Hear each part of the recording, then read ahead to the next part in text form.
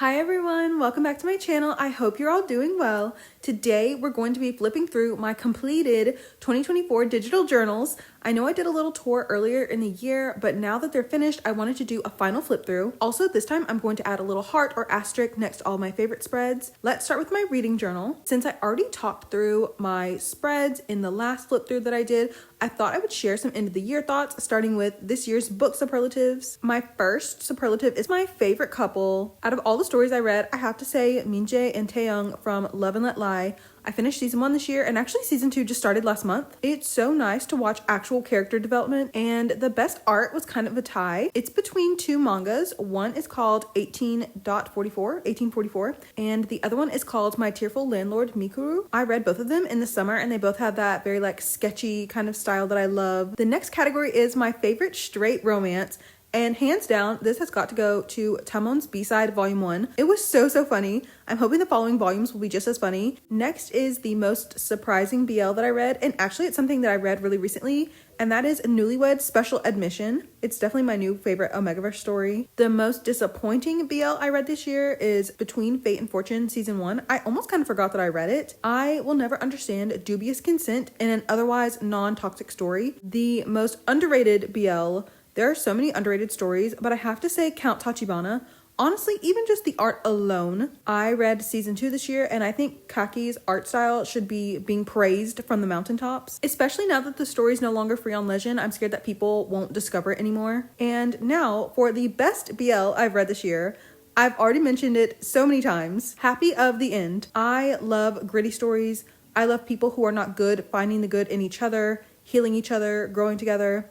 I love realism. It just has so many of my favorite things in one story, and it's done well. It's interesting, it's moody, it's kind of dark, it's atmospheric. I actually just reread Volume 1 last night to be sure that I want to call this my favorite BL of the year, and yes, I can't wait for Volume 3 to come out in 2025, and also thank you so much to the subscriber who told me about the drama adaptation. I'll also try to watch that in 2025 as well. And finally, if you're a hater like me, then you probably want to know what's the worst BL I read this year.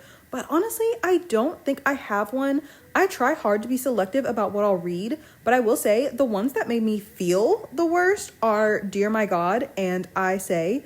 They're both by the same mangaka, and her work has a lot of dark themes. It can be hard to read, but by no means is her work bad. I actually really like her ongoing Omegaverse series. I think her work just makes you feel uncomfortable and sad. But I really didn't read a bad BL this year. Mediocre, sure, but nothing bad. Nothing that deserves its own nomination for worst BL of the year. And we're nearing the end of my reading journal. It's honestly helped me so much with memory recollection to have dedicated spreads to what I've read. And next year, I really want to make sure I'm making a reading log wrap up for every single month. And now we're moving on to my movie journal. I'm setting an actual tangible goal for next year, which is 1 movie per month, even if it's a rewatch. I had a lot of fun with the diversity of this journal's spreads though. It's really fun to make them so themed. Oh, what was my favorite movie this year? I guess I would have to say Suzume. It was just so magical and fun, and I'm just always in awe of animators. So that's my movie journal. And last, well, sort of last, but not really, is my archive journal, which is basically just a daily life journal. I've talked about this before, but I keep a physical journal where I kind of just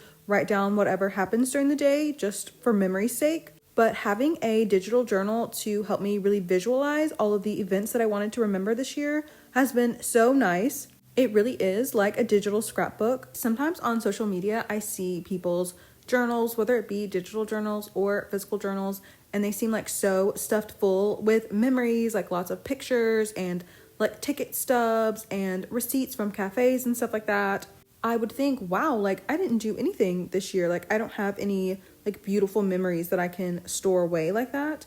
But keeping a digital journal like this made even mundane moments feel really magical because I had captured them in some small way. I really do think that comparing your life to others is poisonous, for your soul, poisonous. And I never really expected keeping a journal like this to almost be a form of gratitude. I can flip back through this journal and go, wow, look at all of the fun things that happened this year. Look at all the happy things that happened this year. All the happy times and moments and memories. And one of the best things in my life is this YouTube channel. It makes me so happy to share small moments of my life with everyone. It's extra fun to get comments saying that someone likes the same thing that you like. I love the internet for that reason. I was born to be on the internet.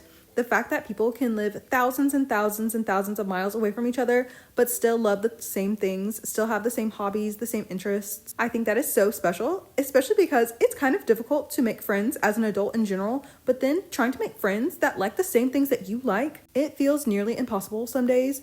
Like, what am I even supposed to do? Should I hang out in the yaoi section at the bookstore? Like, what do I have to do? Anyway, I just wanted to let you know that you too are a part of the happy moments in my life. Oh, since you've seen all my favorite spreads, should I show you my least favorite spreads in each of my 3 main journals? For my reading journal, I think my recent Count Tachibana spread is the most disappointing. It's definitely not the ugliest, but personally, I wish it reflected how beautiful and colorful the manhwa is. For my movie journal, there's no contest. It's definitely the Maybe I Do spread. I think it's because the movie is terrible. I think it got what it deserved. And for my archive journal, it's hard because there are way more entries, but probably the infamous March spread where I was trying to use all of my favorite Canva items in one spread. I respect attempting that challenge though. I don't hate it. It was just hard to balance the challenge as well as my own personal tastes. I actually really like the layout of it. So that's that.